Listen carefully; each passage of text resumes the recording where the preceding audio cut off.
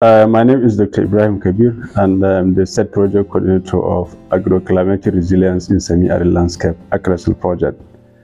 Acresal project is a World Bank funded project operating in 19 northern states and FCT, and Bauchi in particular is inclusive. The project started in the year 2022, almost 2 years ago. It has a lifespan of 6 years. Bauchi was actually very fortunate to have Senator Abdul as the governor of Bauchi State when we started this project, because we were the first state that launched Acresal across the 19 northern states and FCT.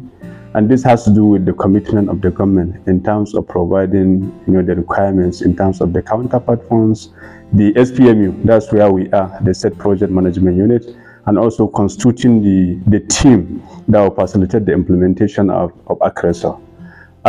It's one of the biggest projects ever, initiated by the federal government and the World Bank. Because most of the projects, if you can assess them and appraise them, you can see that they operate, under a separate ministry or a separate sector.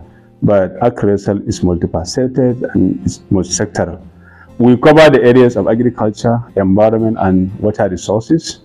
By that, virtually we are saying that most of our activities are not actually maybe a specific one, but in most cases, a particular project must capture this element of the three sectors. For instance, we know that most of our communities in Bauchi and other states where Acresal is taking place, they experience flooding, for instance. We have a record that there are some vulnerable communities, over 56 of them, across 8 local government areas in Bauchi, that are being flooded virtually every year.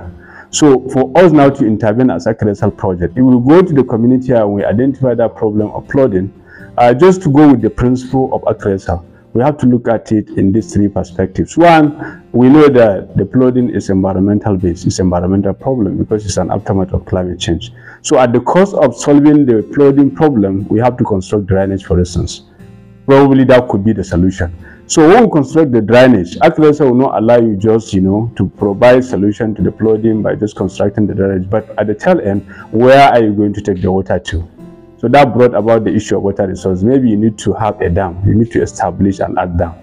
So after having the art dam, the 2 areas are covered. You solve environmental problem, which is flooding. You establish a dam, which is water resource. Then what are you going to do with the water? The next thing is for you to think of irrigation farming. So when you engage irrigation, you can see it's just one problem that you have solved, but you are adding value chain, to that. So in essence, this is how we operate. We don't have very specific programs or projects that are tailored towards only agriculture, or tailored toward environment, or tailored toward only the water resources. But they are all integrated and they are all encompassing. What's the project development objectives? What is Acresal really targeting? Acresal is targeting to restore 1 million hectares of degraded land. We know that in northern part of the country, particularly in these 19 northern states and FCT, we have, a quantum of number of degraded land. A degraded land is a land that, if you look at it, if it is for farming activity, it will not be productive. For whatever reason that is being meant for, it may likely not going to perform. So Acresal is out to restore 1 million hectares. So at the cost of restoring 1 million hectares, you cannot, treat the environmental problem, stand alone without considering the issue of the water, because the soil is attached to the water. And at the same time, you cannot talk about the water and talk about the soil or the environment without considering now agriculture. So that's why the project is all encompassing, and that's why we are promoting what we call climate smart agriculture. Based on this principle, Bauchi State was able to achieve a lot.